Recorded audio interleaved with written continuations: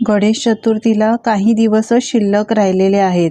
लवकरच आपले लाडके गणपती बाप्पा येतील. तर गणपती बाप्पाच्या नैवेद्यासाठी आज मी गव्हाच्या पिठाचे उकडीचे मोदक बनवणार आहे. कोणीही बनवू शकतील, बनवायला खूप सोपे, खायला तर अप्रतिम लागतात. तर बाप्पाच्या नैवेद्यासाठी तुम्ही हे असे गव्हाच्या पिठाचे उकडीचे मोदक कधी केले नसतील तर या पद्धतीने एकदा नक्की करून पहा. चला तर रेसिपीला सुरुवात करूयात. तर हे गव्हाच्या पिठाचे उकडीचे मोदक करण्यासाठी सगळ्यात आधी आपण सारण बनवणार आहोत. कढईमध्ये 1 चमचा साजूक तूप घालायचं, यानंतर 1 चमचा खसखस घालायची आणि खसखस मंद आचेवर परतून घ्यायची. जास्त परतायची गरज नाही, फक्त एकाच सेकंडमध्ये खसखस छान फुलून येते, भाजून येते. आता यामध्ये तुमच्या आवडीचे तुम्ही सुकामेवा ड्रायफ्रूट्स घालू शकता. मी इथे काजू आणि बदाम बारीक कापून घेतलेत, ते घातलेत. 1 ते 2 मिनटं चांगले भाजून घेतलेत. यानंतर यामध्येच इथे मी 1 वाटी किसलेलं ओलं खोबरं घेतलं आहे. सारख्याच वाटीने पाऊण वाटी चिरून घेतलेला गूळ घेतला आहे. यानंतर अगदी चिमूटभर मीठ घातलं आहे. मीठ घातल्यानंतर सगळं व्यवस्थित मिक्स करून घ्यायचं आहे. गॅसची फ्लेम स्लोच ठेवायची आहे, फास्ट करायची नाही आणि गूळ चांगला वितळेपर्यंत असं मिक्स करत राहायचं आहे, म्हणजे आपलं सारण चांगलं व्यवस्थित तयार होतं. अगदी 5च मिनिटात हे सारण बनून तयार होतं, जास्त वेळसुद्धा लागत नाही. तुम्ही पाहू शकता गूळसुद्धा चांगला वितळला आहे, सारण आपलं तयार झालेलं आहे. एकदा व्यवस्थित मिक्स करून घेतलं आहे. आता याला चांगला फ्लेवर येण्यासाठी 1 चमचा वेलची पावडर घालायची. वेलची पावडर मी आधीच बनवून ठेवलेली होती. यानंतर अजून छान फ्लेवर येण्यासाठी थोडंसं जायफळ किसून घालायचं. जास्त घालायचं नाही, अगदी थोडंसं किसून घालायचं आहे. व्यवस्थित सगळं पुन्हा एकदा मिक्स करून घ्यायचं. आपलं सारण छान तयार झालेलं आहे, सुगंध खूपच मस्त येतोय. आता हे सारण आहे ना, ते पूर्णपणे थंड करून घ्यायचं. आता हे सारण थंड होतं आहे, तोपर्यंत आपण मोदकाची पारी बनवायला घेऊयात. यासाठी ताटामध्ये 1 वाटी गव्हाचं पीठ घेतलं आहे. गव्हाचं पीठ घेताना चाळून घ्यायचं. अगदी चिमूटभर मीठ घालायचं. 1 चमचा रवा घालायचा. रवा घेताना बारीक रवाच घ्या. रवा घातल्यामुळे याला बाइंडिंग खूप छान येते. 1 चमचा साजूक तूप घालायचं. आता गरज लागेल तसं थोडं थोडं पाणी घालून पीठ मळून घ्यायचं. पीठ मळताना जास्त पातळ पीठ मळायचं नाही. आपण पोळीसाठी पीठ मळतो ना, त्या पद्धतीने अजिबात मळायचं नाही. हे पीठ थोडंसं घट्टच मळायचं. यासाठी थोडं थोडं पाणी घालायचं आणि मळून घ्यायचं. एकदम जास्त पटकन पाणी घालायचं नाही.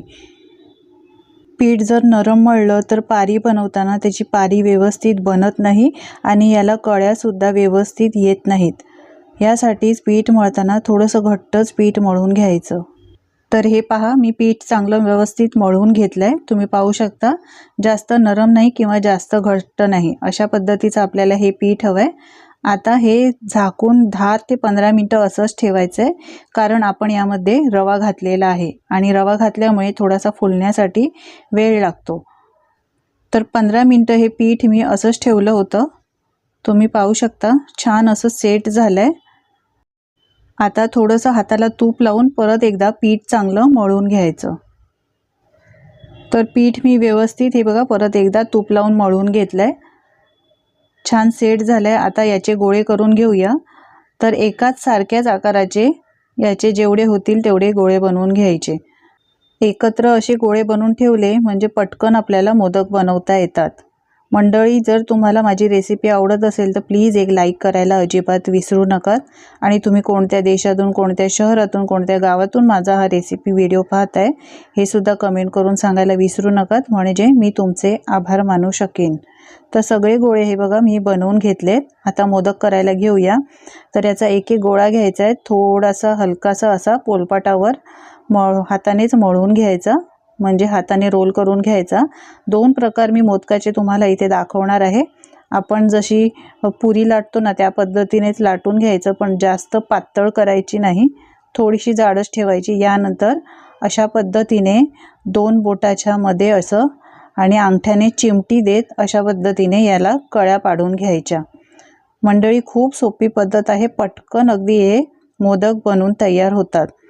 जर या मोदकाच्या कळ्या बनवताना तुम्हाला हाताला जर हे पीठ चिटकत असेल तर थोडंसं कोरडं पीठ लावायचं गव्हाचं आणि अशा पद्धतीने वरून खालपर्यंत अशा या कळ्या बनवून घ्यायच्या।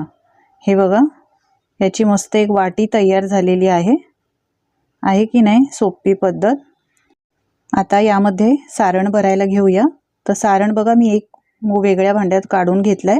आता यामध्ये जेवढं मावेल तेवढं सारण भरायचं आहे, पण सारण भरताना भरपूरच भरा, कारण जास्त सारण असलेला मोदक खायला सुद्धा खूप मस्त लागतो। तर अशा पद्धतीने भरायचं आहे दाबून। यानंतर कळ्या जर निघाल्या असतील तर एकदा पुन्हा दाबून घ्या। हळूहळू सावकाश अशा पद्धतीने याला शेप देऊन याचं नाक वरचं आहे ते बंद करून घ्यायचं। याला जास्त प्रेस करायचा नाही, नाहीतर याच्या कळ्या दाबल्या जातात आणि व्यवस्थित कळ्या याला येत नाहीत। मग पहा किती सुरेख सुंदर असा मोदक तयार झालाय, अगदी फुलासारखा दिसतोय, आहे की नाही। मस्त सोपी पद्धत। अशाच पद्धतीने बाकीचे मोदक सुद्धा बनवून घ्यायचे। अजून एक मी तुम्हाला पद्धत दाखवते मोदकाची, एकदम साधी सोपी पद्धत आहे ही सुद्धा। एक गोळा घ्यायचा, याला गव्हाचं पीठ सुकं लावायचं आणि अशा पद्धतीने याची वाटी बनवायची। ही बघा, वरच्या कड्या आहेत त्या थोड्याशा पातळ ठेवायच्या। ही बघा वाटी बनवून तयार झालेली आहे। आता यामध्ये सारण भरूया। जास्त सारण भरायचं आणि त्यानंतर याला कळ्या अशा बनवायच्या। हे बघा, असं चिमटीमध्ये घेऊन असं थोडंसं हाताला सुकं पीठ लावून असं प्रेस करत जायचं। अगदी सहज या कळ्या बनल्या जातात बघा। जसजशा या पारीच्या कळ्या बनवत जाल तशी एक वाटी तयार होते। हे बघा, किती सुरेख सुंदर अशी ही वाटी तयार झाली आहे। आता सारण थोडंसं हाताने असं बोटाने दाबून घ्यायचं, व्यवस्थित सेट होतं मग ते। आणि त्यानंतर सावकाश याचं नाक असं बंद करायचं, जास्त जोर द्यायचा नाही, नाहीतर याच्या ज्या कळ्या आहेत त्या दाबल्या जातात, शेप व्यवस्थित येत नाही, शेप बिघडतो। सावकाश अशा पद्धतीने मोदकाचं नाक असं बंद करायचं। एक्स्ट्रा काही पीठ असेल तर ते काढून टाकायचं। पहा, मस्त फुलासारखा मोदक तयार झालाय, किती सुरेख दिसतोय, सुंदर दिसतोय। गणपती बाप्पाला असा मोदक बनवून द्या, त्यांना नक्कीच आवडेल। अशाच पद्धतीने सगळे मोदक मी बनवून घेतलेत। तुम्हाला जर उकडीचे मोदक बनवायला येत नसतील तर अशा पद्धतीने हे गव्हाच्या पिठाचे मोदक करून पहा, बिगिनर्स सुद्धा हे बनवू शकतील। चला तर आता हे मोदक उकडून घ्यायचे आहेत। यासाठी कढईमध्ये मी आधीच पाणी गरम करायला ठेवलं होतं। चाळणी ठेवायची आहे, तुम्ही चाळणीला तेल लावून डायरेक्ट यावर ठेवू शकता किंवा केळीचं पान घेऊ शकता, पण माझ्याकडे केळीचं पान नसल्यामुळे इथे मी बटर पेपर घेतलाय। तुमच्याकडे बटर पेपर असेल तो घेतला तरी सुद्धा चालेल, नाहीतर ताटामध्ये तेल लावायचं आणि त्यावर असे हे एक एक मोदक ठेवायचे, म्हणजे ते चिटकत नाही, असे अख्खेच्या अख्खे आपल्याला उकडून व्यवस्थित मिळतात। सगळे मोदक मी चाळणीवर असे ठेवलेले आहेत। आता याला झाकण लावायचं आहे आणि 15 ते 20 मिनिटं एकदम स्लो फ्लेमवर वाफवून घ्यायचे आहेत, म्हणजे पीठ कुठेही कच्चं राहत नाही। तर मी 20 मिनिटं हे मोदक छान वाफवून घेतलेत, मस्त वाफवले गेलेत। सुगंध तर खूपच मस्त येतोय। थंड करायचे आहेत आणि त्यानंतर एका प्लेटमध्ये काढून घ्यायचे। पहा किती मस्त दिसत आहेत, जशी काही फुलंच। खूप सुरेख मोदक झालेत, खायला तर अप्रतिम लागतात। मंडळी, तुम्ही कधी गव्हाच्या पिठाचे असे हे उकडीचे मोदक बनवले आहेत का? कमेंट करून नक्की सांगा, आणि बनवले नसतील तर एकदा बनवून बघा आणि तुमचे अनुभव माझ्यासोबत शेअर करा। तर या गणेश चतुर्थीला तुम्ही सुद्धा असे हे गव्हाच्या पिठाचे उकडीचे मोदक एकदा नक्की बनवून बघा। माझी खात्री आहे तुम्हाला ही रेसिपी नक्कीच आवडली असेल। आवडली असेल तर प्लीज एक लाईक करायला अजिबात विसरू नका। जास्तीत जास्त शेअर करा आणि माझ्या चॅनलवर जर तुम्ही नवीन असाल तर चॅनलला सबस्क्राईब करा। पुन्हा भेटूया अशा छानशा नवनवीन आणि युनिक रेसिपीसोबत। धन्यवाद।